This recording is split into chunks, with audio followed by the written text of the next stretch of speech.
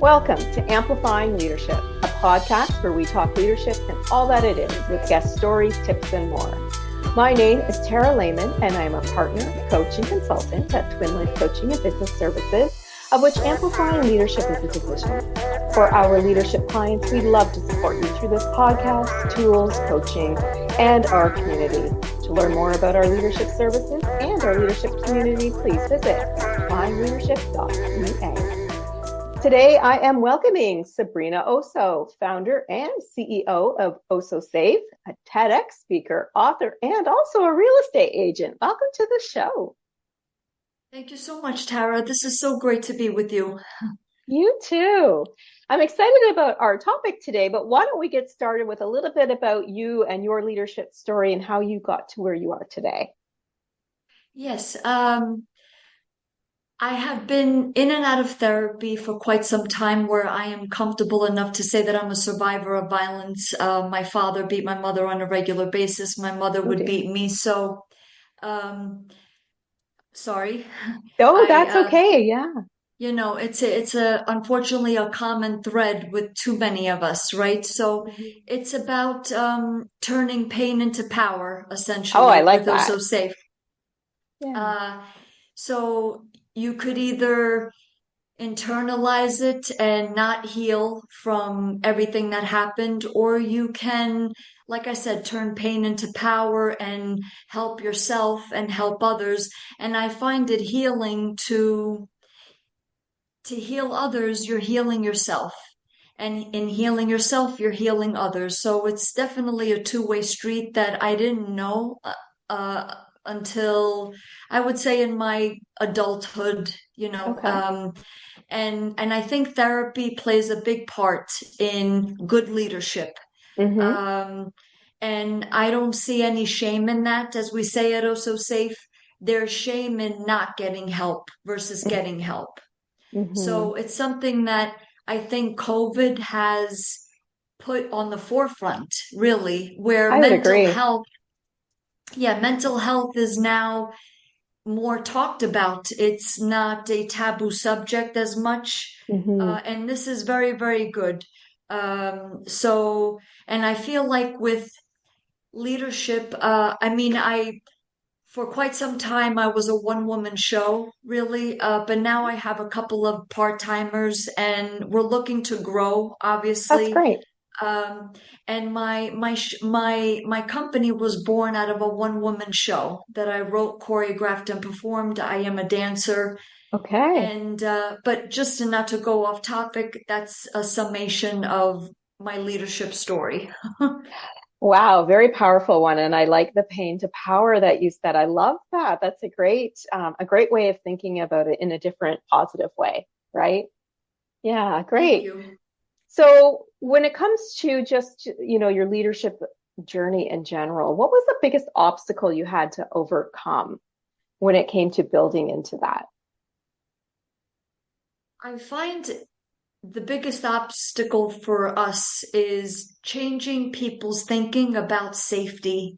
Mm-hmm. We're not a charity, we're not a nonprofit. We respect all of the charities and nonprofits that deal with domestic violence, but we don't even like to call it domestic violence. It's about safety. Mm-hmm. And everything starts in the home, really. So if we want our workplaces to be safe, our homes must be safe first.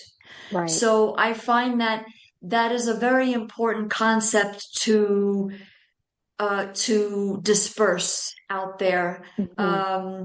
And I think it touches upon so many things. Like if your home is safe, then workplaces will be safe, schools, universities will be safe, our public places will be safe. So I think that is one of the biggest obstacles, to just get people to think differently about safety. Yes, you want to have, for example, in residency, where we're saying to landlords, to property owners, hire us, we'll get your property OSSO SAFE certified. And that means everybody's held to a higher regard, a higher standard in residency. We don't just give the keys, and I'm a real estate agent, as you mentioned. Mm-hmm. So we don't just give the keys and say, okay, sign here and then leave it up to you. No, we get you educated, you sign a policy, you promise to not act abusively. Otherwise, you, the abuser only, gets immediately evicted from the premises. Um, and children have a say in their residency. So Hmm. these are items that have never been done before, and it's on the preventative side. So I think these are some of the obstacles that we are hashing out every day, to really Hmm. get people thinking differently about safety all around. And I like the word preventative too, because that's a key piece when it comes to businesses and even with leaders, because we all think safety in the workplace is the physical safety. You have to meet health and safety standards and WMIS and all these other wonderful things that are out there that are meant to keep us safe. People don't always think about the other side, which is psychological safety at the workplace. So because it is so big, I'm curious why this is so passionate for you. And I love that you're going into helping businesses, for example, with this. So why is it such a passion for you? Not based necessarily on your history, but in general for businesses and leadership. You don't make your employees safe, they're not going to perform well. They are Mm-hmm. not going to do their best work. So it really starts with you as a leader, a boss, uh, Mm-hmm. anyone in, if you're a supervisor, you're a manager, you are the founder and CEO of a company, it starts with you. Mm-hmm. So if you cultivate a culture of respect, the single most important ingredient in safety we find is whether it be at home, whether it be in the workplace, whether it be at school, because those are the three main markets, right, where you exist: your home, workplace, and school, if you're a student. Um, if you don't have respect, then you're not safe. Mm-hmm. So we find that to cultivate to cultivate an environment of respect, which means no verbal, physical, sexual abuse of any kind, no violence, abuse, chaos, dysfunction. I want to say in the workplace, and I'm so glad that you have this platform of really concentrating in the workplace, Mm-hmm. and leadership.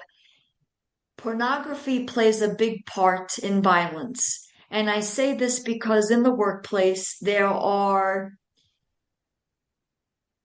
pornography going on. And it trickles down to sexual harassment and sex trafficking. It's all tied in together. So as leaders, as managers, as supervisors, we need to connect the dots. Mm-hmm. So if you want we are men, women, we want to be gender fluid, very respectful, right? Mm-hmm. So you have to cultivate an environment of safety, of respect all around. So you don't want any abuse. You don't want anyone yelling at each other. You don't want anyone to be afraid to walk to the parking lot when they put that key in their car Mm-hmm. and Yeah. wondering, if they had some sort of altercation with a coworker. That is not Mm-hmm. a good environment. In the United States, there are between, and I think COVID has something to do with this, between 400,000 and 2.2 million incidents of workplace violence that occurs every single year in the US alone. Wow. And Mm-hmm. those are just the ones that are documented. So obviously, we need respect. We need Mm-hmm. to practice it. So it has to be a practice. I hope I answered the question.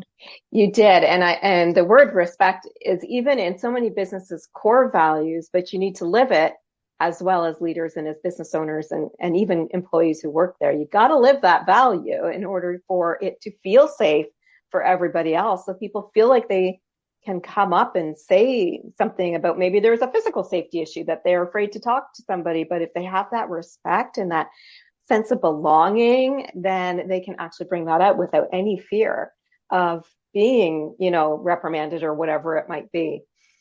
I wanted to come back to something that is so easily seen in businesses that you mentioned, which is the whole idea of the yelling and even swearing or just making those inappropriate jokes that, half the group is fine with, but the other half is not, and we do see that. And so what are your thoughts on, how maybe leaders can start to help manage that if it's something they're going from that's normal to now it's not permitted anymore? Is there any ways that leaders could maybe help integrate that respect into Yes. it? Yes. It definitely starts with it. We have to think of it as a practice. It's a Mm-hmm. practice. So every day, every hour that goes by, every day, we have to be conscious of our speech. And I'm not saying that we have to be spied on or controlled. I'm not saying that at all. But to cultivate an environment of respect, you can't make jokes of in the nature where it's disrespect. If it's maybe you have more of a Arabic Muslim uh, employees Mm-hmm. where they're working in your workplace, well, you have to be respectful of that. Maybe you have more of a gay environment in your workplace. You have to be respectful of that. No joking. Women, oh, look at her and her short skirt. Look at the legs on that one. Even as a man, wow, he's wearing tight pants. Wow, I would love to get, I mean, let's Mm-hmm. say, like, let me get my hands on that. This is sexual harassment. And Yes. well, it's harassment in many regards, but it can have the context of sexual harassment. So this goes back to being conscious, practicing it, living it, living it at home. So that way in the workplace, there's not a disconnect. So Mm-hmm. if you practice it at home, you're going to practice it in the workplace. And if you want your employees to perform at their best, you're going to make sure that your managers are well aware, have meetings with them and say, look, you have such and such people that you are managing. I want you to make sure that this is a regular part of the conversation. So that way you don't wait for something to happen because then it's too late. So Mm-hmm. it's on the preventative side. So if you have to have monthly meetings where you talk about this and you want to have these conversations where you say, if you're not safe at home, we are here for you. If you find yourself in a bad relationship, maybe this coworker performed excellently up until a month ago. What happened? Mm-hmm. Talk to them in private and say, look, this is confidential. I just want to know what's going on to better help you. And so that way we can help each other. And I want you to be here. You performed excellently. You do whatever project I give you, you perform it very, very well. What happened? Is something Mm-hmm. going on at home? And it's okay to ask. You're not stepping on any toes. And if we do this on a regular basis, Tara, it won't be a shock. It won't be like, whoa, where is this coming from? Because Mm-hmm. you're cultivating a culture of safety and respect in the workplace. And that's how Mm-hmm. it should be. Um, and have resources available, I would say, like right on the spot, whether it be for I want to say yes, you could have the 800 numbers, and this is on a mainstream level, um, and just have therapy on hand, like therapists. Where do you live? Mm-hmm. Oh, this is a list of therapists that are in your area. Consider seeing one if you're having problems at home, if you're having problems in a relationship, maybe with your kids. Just consider it.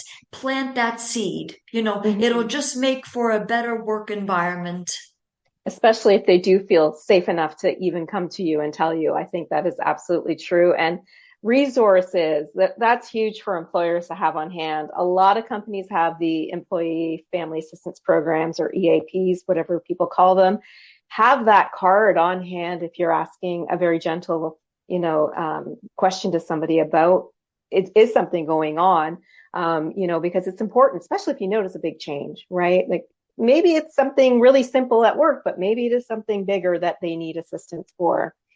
So if we have resources, 1-800 numbers, companies like yours, or even, EAP programs in place, are there any other resources that leaders or even the human resource departments of companies should have on hand to ensure psychological safety, not just the physical?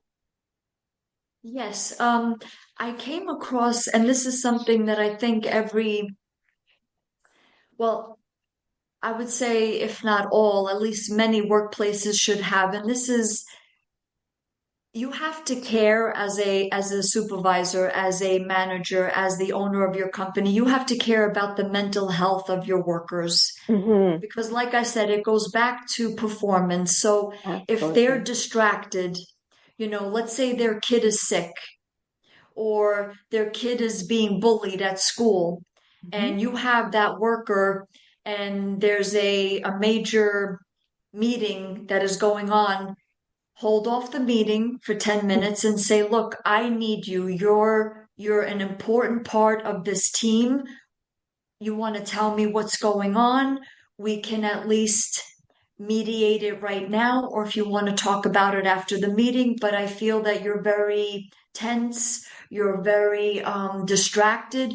What is going on? As owners of a company, you have to care about the mental state of your workers, period, over and out. This part of your body is not disconnected from the rest. This is where your Mm-hmm. psychological part is, right? So your mental state, your emotional state, and it affects everything.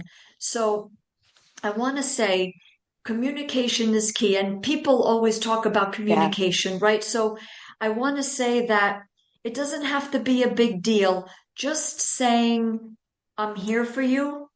I'm ready to listen if you want to talk. That's it. You Yeah. don't have That's to go huge. into yeah, you don't have to go into a big thing like we're not all psychologists, right? Maybe some of Mm-hmm. us are, but a lot of us aren't. But just opening that window or door saying, I'm here for you. If you want to talk, I'm right here. And you'll be surprised how many people, once you do that, will enter. And that way they could benefit from you and you could benefit from them. And that's the communication right there. Another another tip, if you will, is Mm-hmm. crack down on harassment and bullying. Yes. And this is something that has to be an ongoing practice. No sexual harassment. If your boss is sexually harassing you, and it starts out subtle, Tara, I want to say, like whether it be male or female, it starts out subtle, like a little joke here and there. But if you feel creeped out, and everyone knows that word, Yes. that phrase, creeped out. Yeah. Little children know that, they know what that means. But That even as an feeling. adult, yes, Yeah. Yeah. then you need to say, whoa, that made me feel uncomfortable. Exactly. Don't Yeah. make excuses for it. Don't subdue it. Don't say, oh, it's my fault. Honor it. Say, wow, I have to really see where this is going, and then just really monitor and start documenting, whether it be on your phone, on a piece of paper, on your computer, whatever it is. Um, and it could be also, as it's talked about in sexual harassment, quid pro quo, Mm-hmm. where I'll do this for you if you do that for me. Sexual Mm-hmm. favors, that's downright sexual harassment. It's not your Mm-hmm. fault. You're not alone. So, as owners of companies, you have to talk about this. You have to say this over and over again. We don't tolerate it and we stand by our word. We want you to come to us. This is your supervisor. This is your manager. If anything like that goes on, talk about it privately. We'll keep it confidential, but Absolutely. there's not going to be any retaliation. Yeah. And I do like that you talk about communication, even when you touched on something that I like to make sure people know too, for the subtle stuff. I don't mean for the harsh stuff, but for the subtle stuff. If you feel that that's inappropriate, saying to the other person, I think that's just a little bit inappropriate. I prefer if you didn't do that again. It's a great place so that it doesn't escalate into something where it becomes more concerning, right? I mean, what are your thoughts on that? Yes, absolutely. Nip it in the bud. Yeah. Absolutely. Don't wait. I mean, if you're unsure, then yes, give it a little bit more time. Maybe, oh, I just started working here. Let me just see where it goes. But if at any point you feel creeped out, you feel uncomfortable, you feel like, hmm whoa, that made me feel insecure and Yes. unsafe, Unsafe. then Yeah. you need to call them out on it. Even if it's the owner of the company, then go whoever is below that person. It could be HR, it could be hmm the manager that reports to that person. There's no excuses, none. Um, hmm uh, and in fact, you could call it out and say, and this has to be a practice, even if you have to do it in a mirror or maybe with a friend Yeah, or a absolutely. family member. That way you practice it and it won't feel weird, and call them out on it and say, look, what you just said or what you just did is sexual harassment. And you'd be surprised how fast they step back and say, oh, I'm so sorry, because I want to say that in I have a statistic here. hmm Sexual harassment claims in 2010 cost $48.4 million in Wow. damages. Wow. And a more recent, I believe it was either 2019, companies paid $3.5 billion in sexual harassment claims. So you're not alone. You're not crazy. Don't doubt yourself, call it out, because companies, they don't want to be paying that. And they know No. once you call it out, they're on the hook. Yes. Then the clock starts ticking, and you could consult with an attorney, document everything, and say, look, this is what happened. And an attorney specializing in sexual harassment will be on your side and say, no, you are right to feel objectified, whether it be female or male. If Absolutely. it keeps happening, call me. We'll get a lawsuit going right away, and companies don't want to hear that. So, No, they so just don't. keep that in mind. Yeah, absolutely. The one thing that companies would hate if you just didn't tell anybody and then it goes too far for not just for the lawsuit side, but for your own psychological safety as well. So yeah, if you can say something, speak up, nip it in the bud. I agree. So if we put all that wonderful stuff and information that you provided us today on psychological safety, is there something that maybe our leaders could take away as a key takeaway or something that maybe they should be doing that perhaps they're not right now, that you want to share with us today? Yes. And I had several things and it's worth repeating. In order Yes. for our workplaces to be safe, our homes must be safe first. So if hmm somebody is hostile with you at work, they are hostile at home. So to make that connection, I think is really important. There's no separation. So if we have to practice it at home, we have to practice it in the workplace. It's not enough to just have it one or the other. Both of them have to work together. hmm So I think that's very, very important. It's key to make our workplaces safe, to talk about, well, how is your home life? if there's any resistance there, if they don't want to talk about it. These are all yellow, red flags. Like, is there any way I could help? Are you being bullied?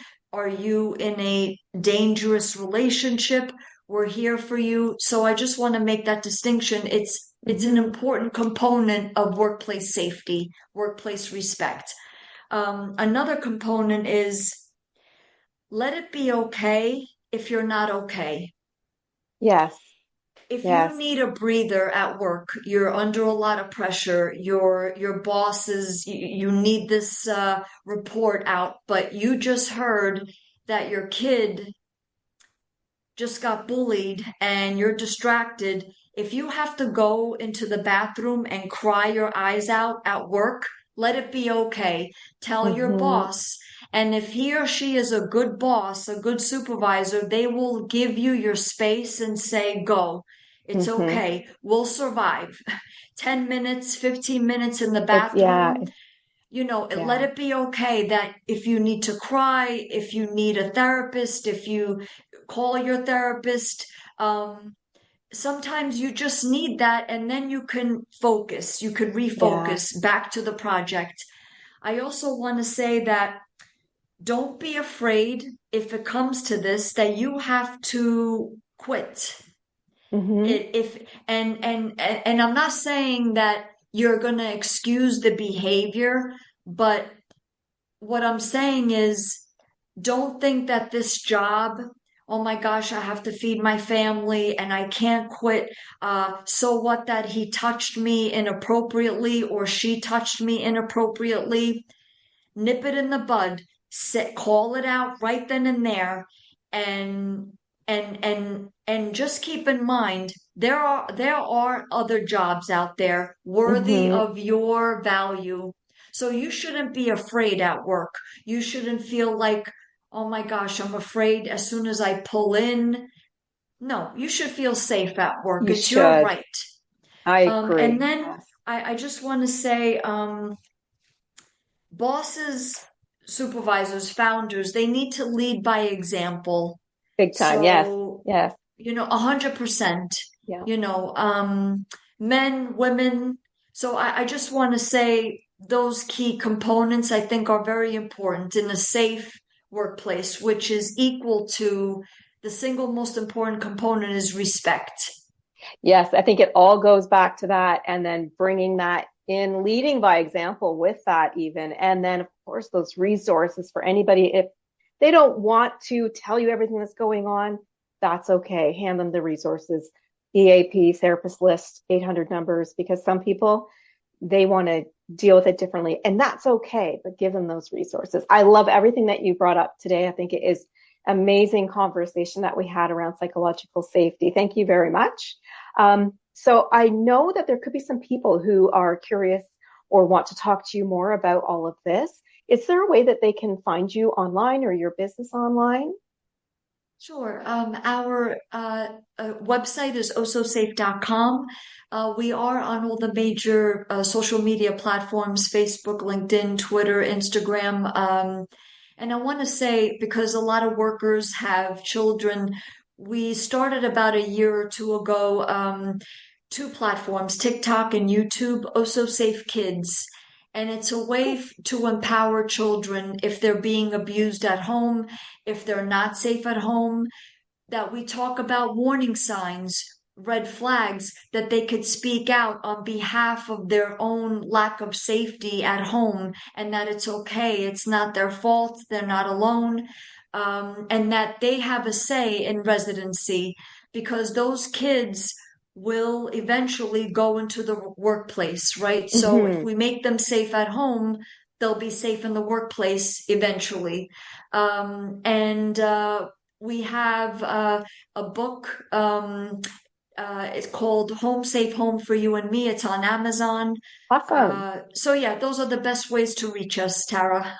Great. And just so everybody knows, OSO is OSSO. Thank you so much for a wonderful conversation today. Thank you, Tara. This was great. And of course, a thank you to our listeners as well. We do hope that you are taking away some key points to help you grow within your business and your leadership. If you are a leader who knows that community support and developing your skills are the way to moving forward on your leadership journey, or you want to join a leadership community, please visit us at amplifyingleadership.ca, a twin life coaching and business services division. Until next time, please be safe and be an amazing leader for leaders to be.